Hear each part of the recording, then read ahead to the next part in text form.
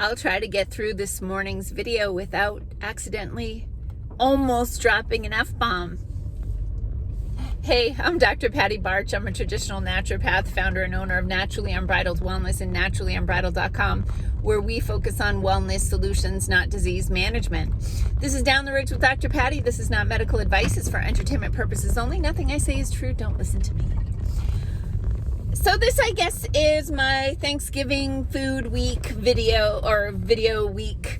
Monday, of course, we had all that crazy fog and I could not complete my video, but Tuesday and Wednesday I did videos about foods that Americans commonly eat for Thanksgiving and why you should eat something else.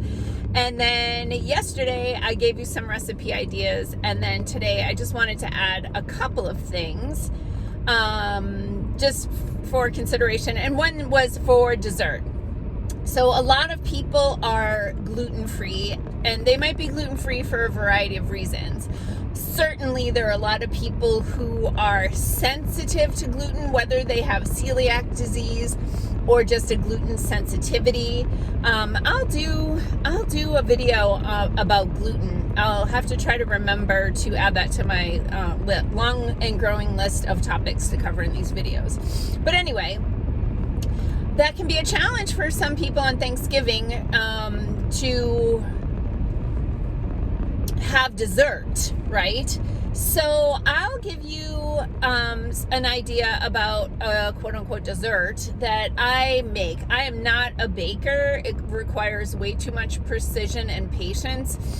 Years ago when I worked in the lab, we would literally measure things out to microgram levels, and so I used to be like this meticulous measurer in the kitchen. I would catch myself and go, what am I doing? This isn't chemotherapy, right? I don't need to be so precise. But and then now in cooking, I don't measure a lot of things. I mean, I will roughly measure some things, or if I'm trying a new recipe, I might measure, and then I'm just gonna probably wing it from there. Anyway, this is a dessert, quote unquote dessert, that my husband really loves, and it's easy to make, and it's not all that unhealthy for you. So let's talk about it. So I always start with apples, and sorry, it's chilly out and my nose is dripping.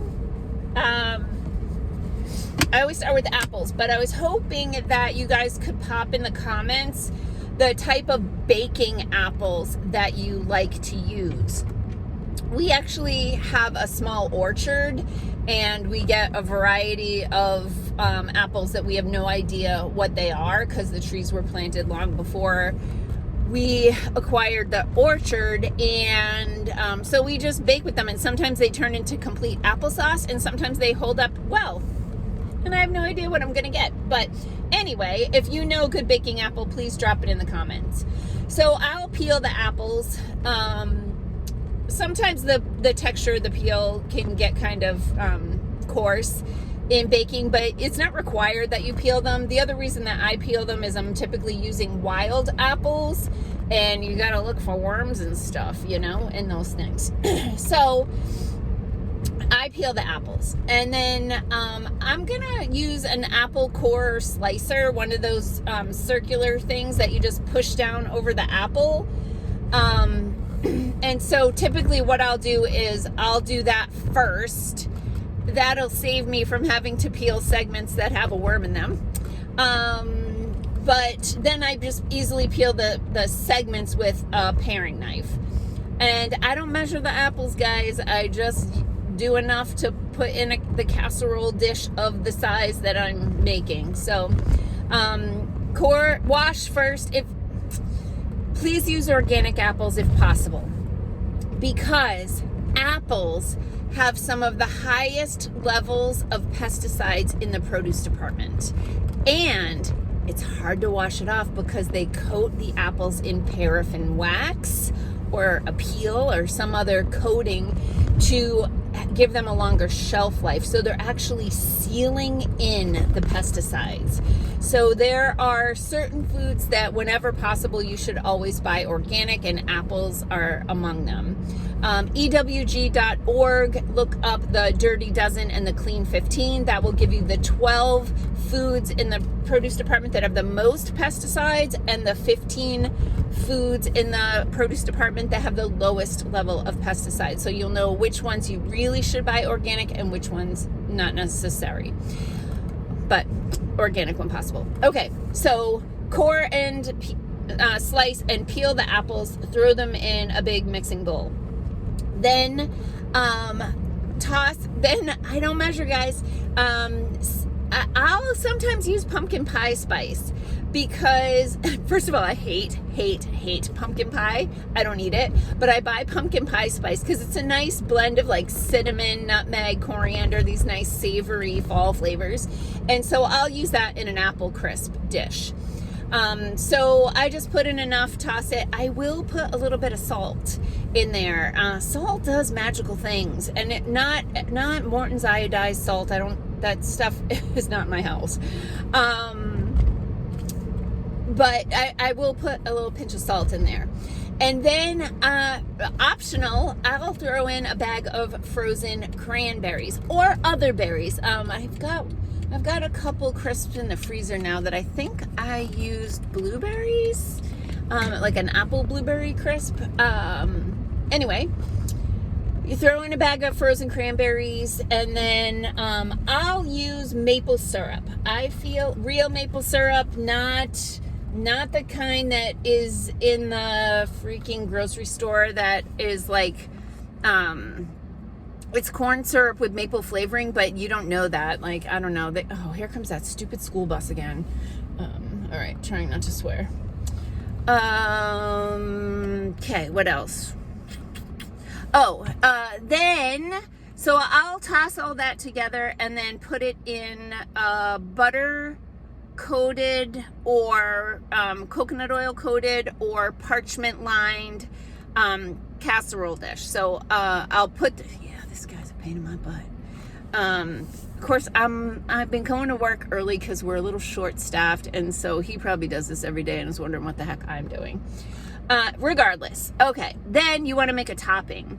So for the crisp topping, I'll take, on my cutting board, I'll take typically pecans, but use your nut of choice. And I'll roughly chop the pecans. And again, I don't measure enough to make, my husband really likes the topping, so I usually make extra, more than I would make if I were just eating this myself. But chop up the nuts. Then I'll use unsweetened coconut. Throw in a bunch of that too. I have added, sometimes to the apple mix, hazelnut flour, which is just finely ground hazelnuts. What a great flavor. So I'll sprinkle some of that typically over the apples, or I might mix it into the crumb topping. Again, I don't measure. It's crazy expensive, but it's delicious. So think of it as a treat. What else do I put in the topping? Oh, oats, organic. Again, non-organic grains are either grown or harvested with glyphosate Roundup, and you don't want to eat that. So always buy your grains organic. And so I'll buy oats, I think it's old fashioned. It's not steel cut. I'd have to look at the package, but anyway, oats. And then I mix those in, and I will add some melted butter, or coconut oil, sometimes both, maple syrup, and maybe a little bit of a natural brown sugar, just to kind of give it a little bit of that'll caramelize and crisp up a little. Toss all that up, sprinkle it over the top, bake it in the oven until the apples are soft and the crumb top has gotten just the littlest bit of toasted. You gotta watch it so it doesn't burn. One last recipe, that's my sister-in-law, Jenny, who does the turkey brine. She also introduced me to this cranberry side dish that I freaking love. And you make it in the food processor, bag of frozen cranberries, a whole orange, and washed really, really well, even if it's organic. So I'm going to, because you're going to eat the rind.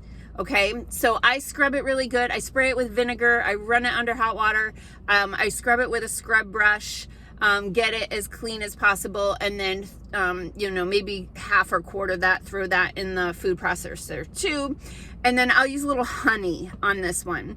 And then coarse grind, pulse it on your food processor till it's like a relish consistency. Taste it, see if it's too sour, too astringent, or hopefully not too sweet. And you may need to adjust the honey. But I love that stuff. It is so good for you and so delicious. So that'll wrap up my Thanksgiving recipe week. I'm thrilled to hear so many people tell me that they're not going to eat Campbell's cream of mushroom soup anymore, and they're not going to eat stovetop stuffing anymore. And I'm really excited. I have a sign in my office, in my little private area, Make America Healthy Again. I have a hat that is hanging on a hook in my bathroom that says Make America Healthy Again. And I, every day, come out into the world with that as my purpose, to try and get everyone that I come in contact with to just be a little bit healthier. And I hope that's you. Peace out, peeps. Have a healthy day and a healthy weekend.